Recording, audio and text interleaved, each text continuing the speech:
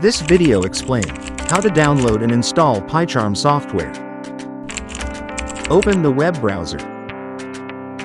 Type Download PyCharm Community Edition on browser search bar. Then hit Enter. Click on the website. PyCharm Professional is paid software. We're here to download the free edition. So, scroll down this web page. Here is the PyCharm Community Edition software download page.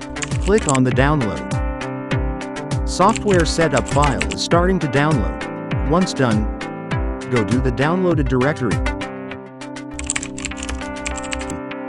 Double-click on PyCharm software setup file. Click on Next. Here we can see the software installation path. Click on Next. Click on Required tick box and click Next.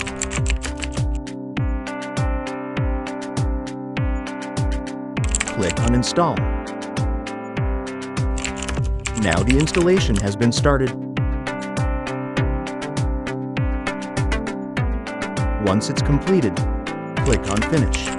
We have successfully installed the PyCharm community version the 4th of March 2024. Now can open and start to use the software.